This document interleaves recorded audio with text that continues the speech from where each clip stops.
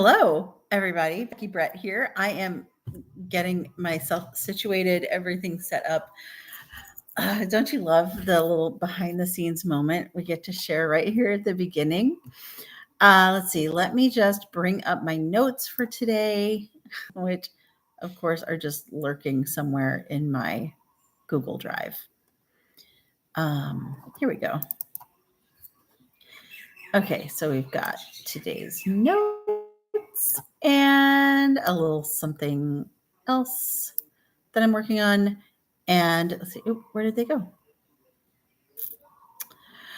Quick announcement tomorrow at 6 a.m. Hawaii time.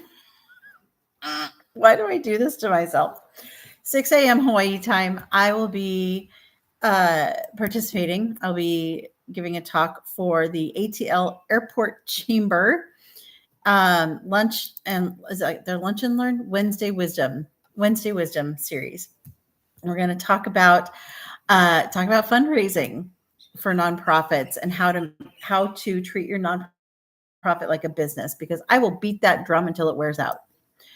Your organization is a business first, just happens to measure success in social impact as opposed to profit.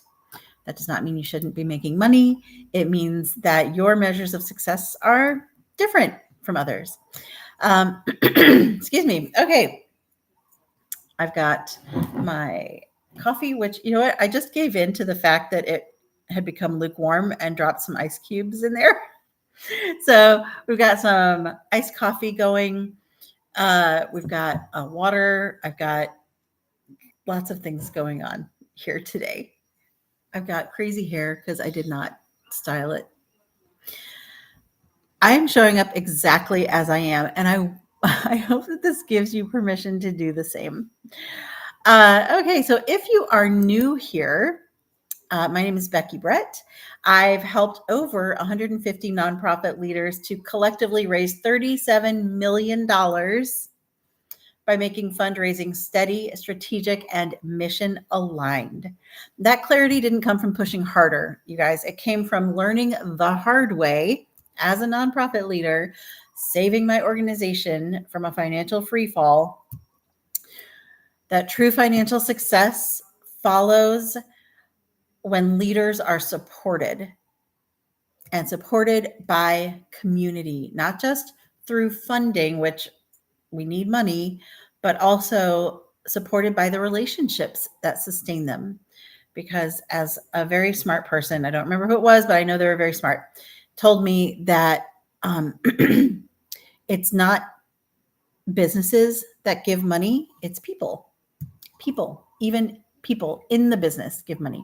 So everything starts with relationships. And that's one of the things that we will likely talk about today.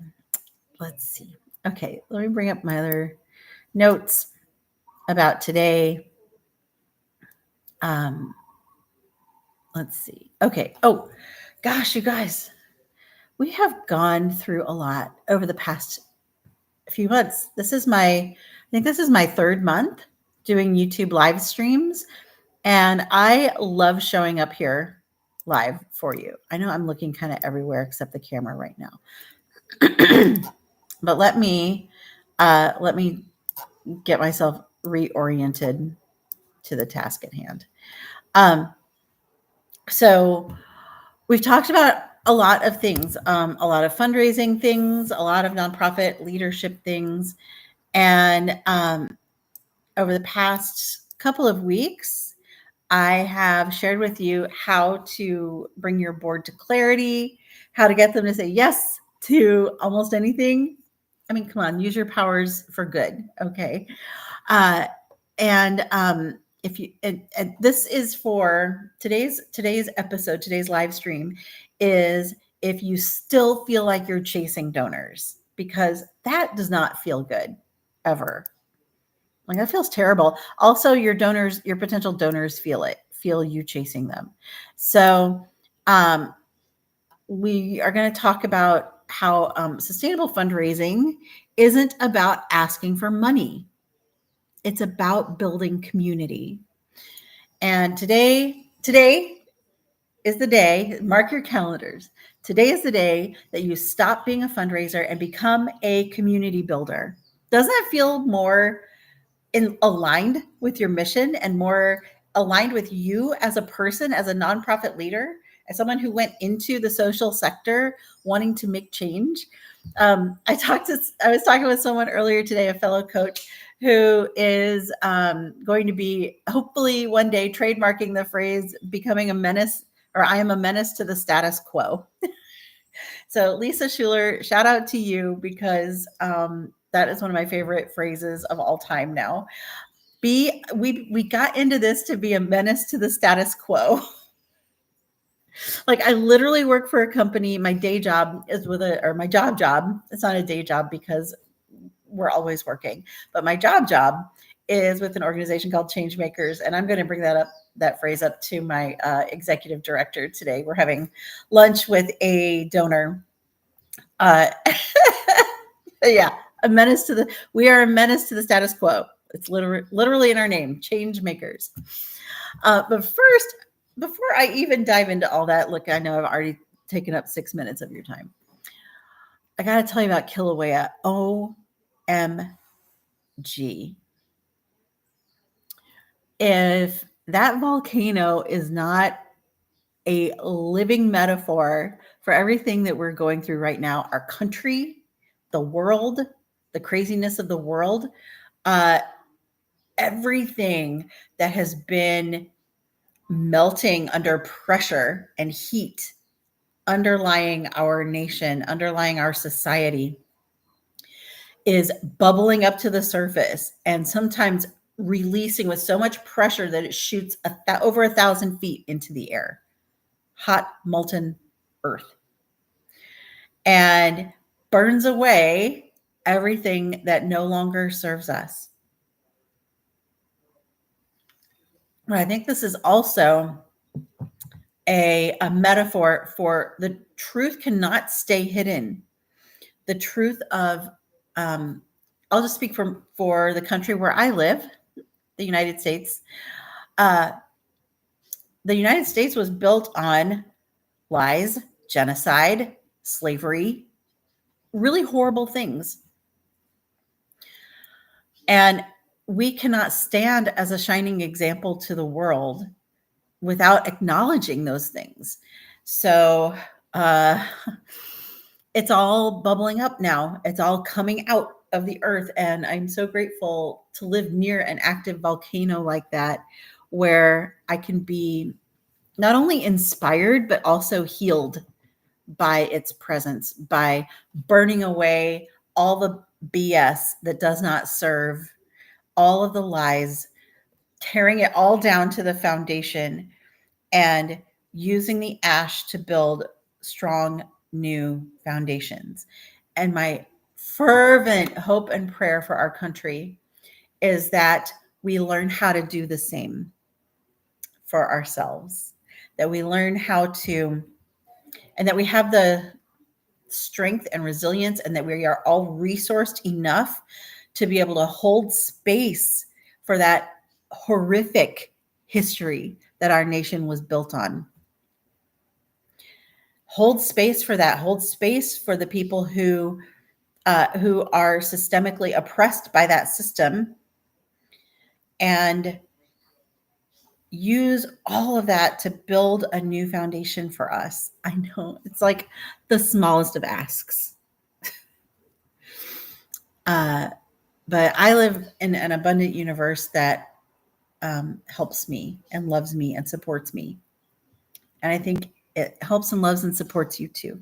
So I think we can all do that. What if we all held space for that together? Wouldn't that be amazing? Oh my gosh. All right. There's my soapbox moment. But seriously, go check out the USGS V3 camera of Kilauea and just watch as, like, and especially at night, like whenever you wake up in the morning is a good time, because you're probably not in my same time zone. So wake up in the morning and check out that camera, because it'll be nighttime here. and you'll see the glow, and maybe you'll see flames, and maybe you'll see lava bubbling up, and maybe you'll catch it when it's fountaining at 500, 1,000 feet in the air because the pressure has built up. Okay. Now let's talk about. I knew this would go. I could go on forever and ever. Let's talk about building your fundraising foundations. And by the way, I am doing this. I am doing this work with Changemakers because Changemakers is a relatively young organization, doesn't have a long history, even though all of us working there we've got like decades, decades of experience, and we've all come together to start something new. So it's like I'm building the foundations of our fundraising right now. I have a daily practice for you, and this should take 15 minutes tops. And so to build your foundations, let's start with a daily relationship building practice, which is 15 minutes to reach out to one potential supporter with genuine curiosity. So you're not asking them for money. You are building a genuine human connection with them. So how do we do that? Because I don't know about you, but there are days when I just kind of stare at my my CRM list and I'm like, or I scroll through it and I'm like, I don't want to talk to them. I don't really know them. Why are they on this list? We had a falling out. Any number of things. But just find one person who you can get genuinely curious about, and contact them. And it can be so simple. We don't need to overthink it. We're not pitching anything. It can be as easy as, you're on my mind today. How are things going? That's all you have to say. And it's true. They were on your mind because you happened to look at their name on your CRM. And for those of you who don't know what a CRM is, it's a customer relationship management system. In nonprofit, we also have donor relationship management. But since I am on a quest right now to help nonprofit leaders run their organizations more like a business, I'm going to call it a CRM. So you can just say, you were on my mind today. How are things going? Or if you read a bit of news, you can send them an email that says, hey, congratulations. I saw this in the news. Congratulations. You must be so excited. Try and leave it open for more conversation. So, you must be so excited is a great way. If you read something not so great, you can offer your support. You can say, hey, I saw this in the news. I hate that you're dealing with that. Call me if you want to talk. Or I'm here to support you. And I am. So you're building the personal relationship, not the royal we of your organization, not we are here to support you. I'm going to encourage you to get really personal because people give money. Okay. We don't give money. I give money. So you can say, I know, I know you've been struggling with fill in the blank. I'm thinking of you. Things like this go a long way toward building that meaningful connection with your potential donor.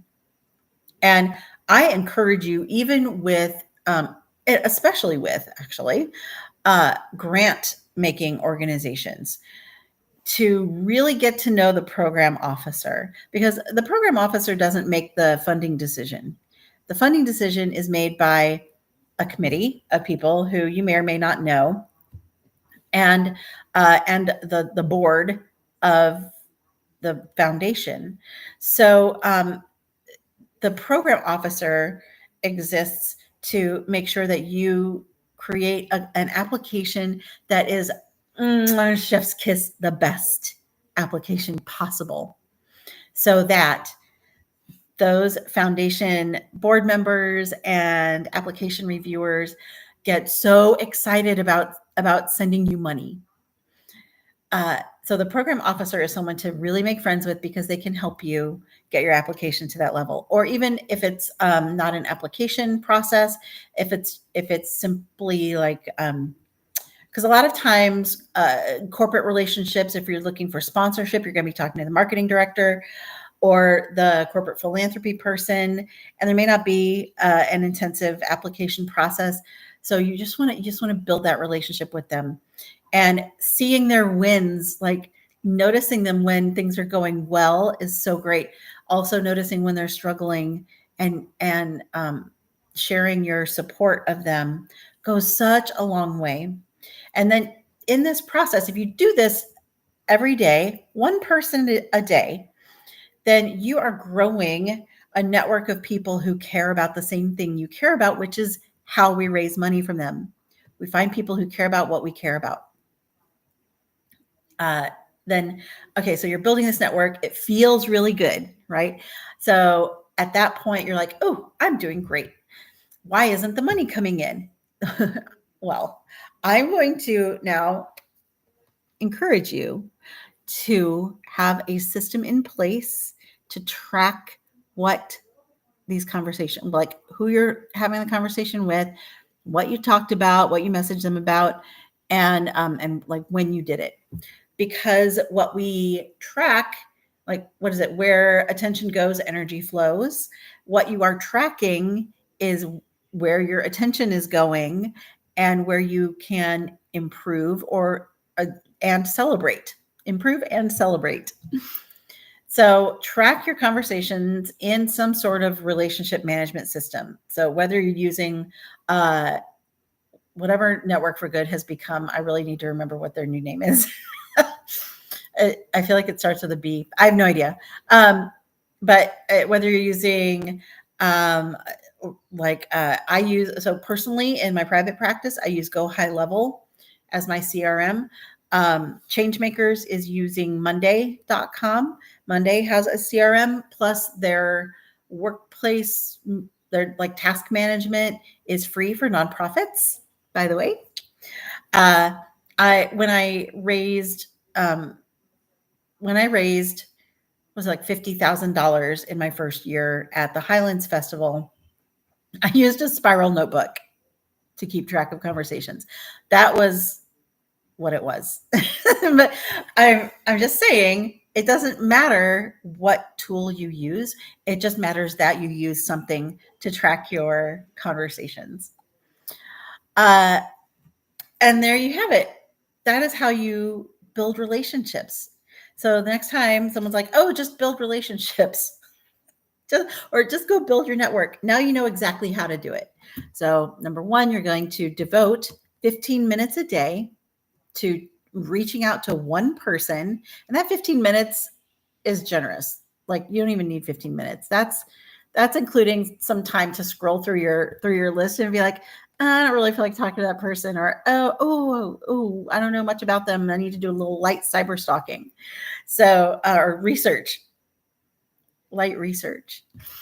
So that's what that 15 minutes encompasses. So commit to taking 15 minutes to reach out to one person, and then track what you're doing. It's very simple. We don't need to make it so hard.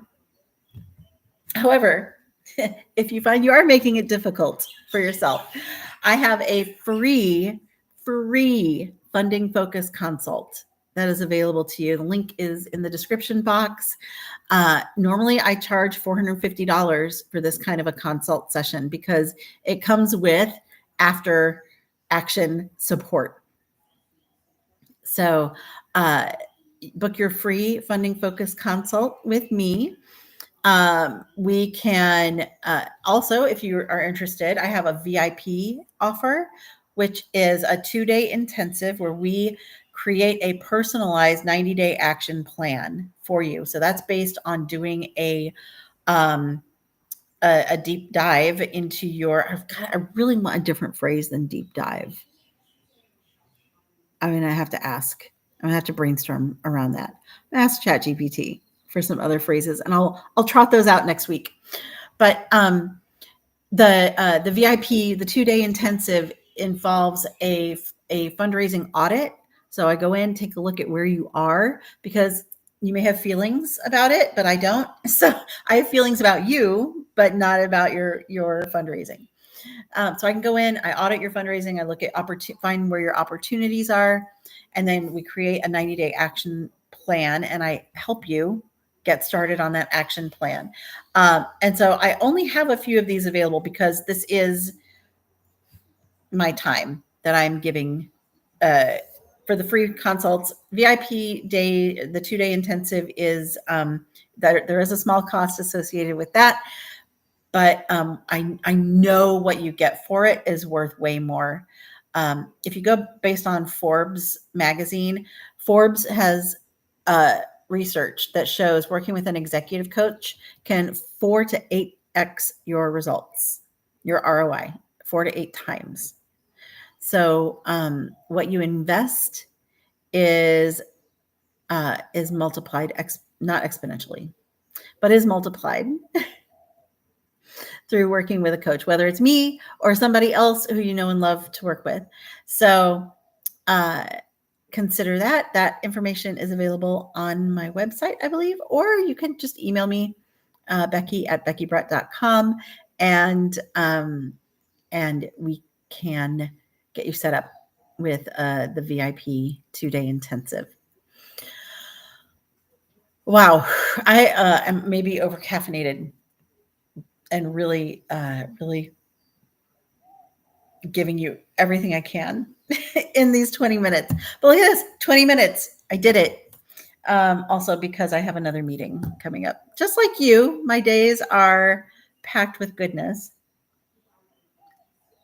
So thank you so much for joining me on this. Thank you for watching the replay. I go live every Tuesday, 8:30 a.m. Hawaii time, 2:30 p.m. Eastern time. You can also follow me on Instagram, beckybrett.live, or you can find me on Facebook. I think there's a Becky Brett Coaching. I set it up, but I don't have it in front of me right now. But there's a Becky Brett Coaching and Consulting on Facebook, or you can find me on Facebook. And if you still use that, I'm not giving you my TikTok because that's my private place to be a weirdo. But Instagram is a good way to follow me, beckybrett.live on Instagram. And do you get my emails? Let me know if you're on my email list. All right, I'm going to stop talking now because I'm going to embarrass myself. Thank you so much for joining me, and I will see you guys next week. Aloha, ahui ho.